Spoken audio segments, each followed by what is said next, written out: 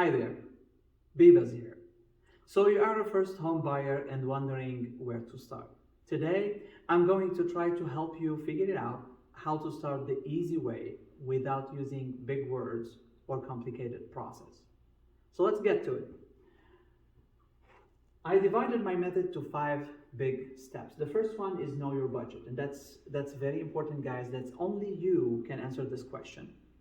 So we need to find this number that you can afford per month to finance a new house. And I took as average 1800. Could be more, could be less, but I took 1800 as an average. And then I times this number by 12 and times this number by 30, that's 30 years, because most of people they finance their houses for 30 years. That's the most common financing method. So you get a number. Now this number here, be careful guys, that's not the number of the house that you can afford. That's not true. That's the gross number that you can afford after you taking the price of the house plus the cost of the financing in 30 years. So after you make the calculation of the APR on 30 years, then you get this number. So in this example, the house that you can afford is around $400,000. It's actually a little bit more than that. I put a wiggle room for insurance and property taxes, and I assume that the APR you're gonna get is around average of 2.5%. I mean, that's approximately, if you have a decent credit, what you might get around 2.5%. So now we know that the number of the price of the house that we can afford.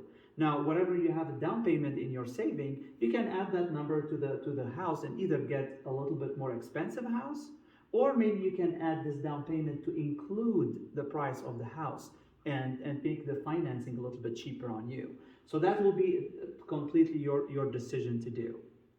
It depends on your situation. But now we have at least the number approximately. Again, that's a bulk number. It's not exactly the number that you can afford, but that's a bulk number to give you just a quick picture on when to look, where to look, and what you're looking at. The second step is get pre-approved from a financial institution. And here I recommend to get several. Okay, just try to get a competitive number. Now, the two things that you need to look in those is, first of all, how big is the number that the financial institution is willing to give you, and what's the APR, the rate, the cost of financing. So, and always remember, it's not the lowest rate, it's the best offer always, because sometimes also you need a big number. So how much is, how this financial institution is willing to take risk, and how much big number they're willing to give you, because maybe a big number means bigger house or a better neighborhood, better location. So that's all up to you. So study those two. It's not just only those two to take into consideration, but those are the most important thing. How big is the number that the financial institution is willing to give you, and how much is the rate, the cost of financing, and then choose what fits your needs. The first step is choose your neighborhood. And here I put some important stuff we need to look at. That's not everything, and everybody has it their own list, but I put some of them that I guess you should take into consideration. The first one, guys, remember, when you buy a house, it's more like an emotional purchase, more than actually, mental purchase. So you need to choose a house that you can transfer to a home, and home is a feeling. It's not a rock and wood. It's a feeling you have. You feel this house is homey, yes or no. It might bring some memories. It could be like something you think you can build memories in this house, family memories. Also, how far is it from your family and your community, your family, friends, and whatever. And at the beginning, you might think it's like, that's fine. It's a couple hours of flight. It's okay. But then later on, you think it's like, I wish they were closer. So keep that in mind. And that's, of course, it's a personal decision, but take it into consideration. Also, how far or close to your work, your or your spouse work, because at the beginning you might think it's like, what's 45 minutes drive, right? But then after that you might regret it. It's things like, 45 minutes is too much. It's taking too much time from me. So keep those in mind. Also, if you are moving to a new neighborhood that you don't know, you're not familiar with the area, make sure you do your homework And now on internet and Google, you can find a lot of stuff. If this neighborhood is safe, good schools, good communities around the neighborhood, what's the crime level, all kind of stuff, and you can find those stuff now everywhere. So, but take those into consideration. Also, choose a neighborhood within your budget. I mean, we all want to live in Beverly Hills and Bel Air and El Dorado Hills and whatever, but can we afford it or no? So that's very important to be realistic. And now that we know our budget, we know on which neighborhood that I can live, build good memories in it, feel like home, but I can also afford it.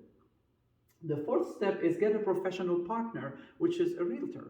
Now, it might sound obvious, but a lot of people, they like to sell their home, by their own, and they don't want any help. But getting a professional partner, believe me, guys, and not because I'm a realtor, it's pretty obvious that it's better. You get better options. I mean, you're a buyer and you want to buy houses, right? The more options you get, the better you can choose. So, and that's a realtor can get you those. Looking on internet and whatever, you don't have access to MLS and other stuff, and maybe knowing a realtor know another realtors in their own office that they know about a house maybe that it's not marketed in the market yet, that it could be perfect for you. So you'll have more options, and the more options you have, the better house you'll get, and the better you'll find the house. The more chance you have to find a house that fits your family. So that's very important. Also, the realtor will work for you on a lot of stuff that it's not fun. There is a lot of paperwork to be done, a lot of legal stuff that you want to be protected and know what you're doing. Also, a realtor can also do the work for you. You know, he will look around, he will get you the options. All you have to do is you'll look at it. Now, how to choose a realtor? I have a video. It's the second video on my channel. I recommend you to look at that, and it will give you some ideas about my list of the best characteristic a realtor should have, in my opinion, if you want to hire someone. The fifth one is pick your home. Now that you have everything said and done, the realtors will give you a few options, and now you need to choose. And also for that, how to choose a house if you have different options. I also have a method, my personal method. I made a video. It's my third video on the channel. I advise you to look at it, and you will find my method on how to choose your house if you have different options. If you found this video helpful, please hit the like button and put in the comment what you would like the next video subject to be about. And remember, as always, with me, there is no games, just results. Thank you for watching.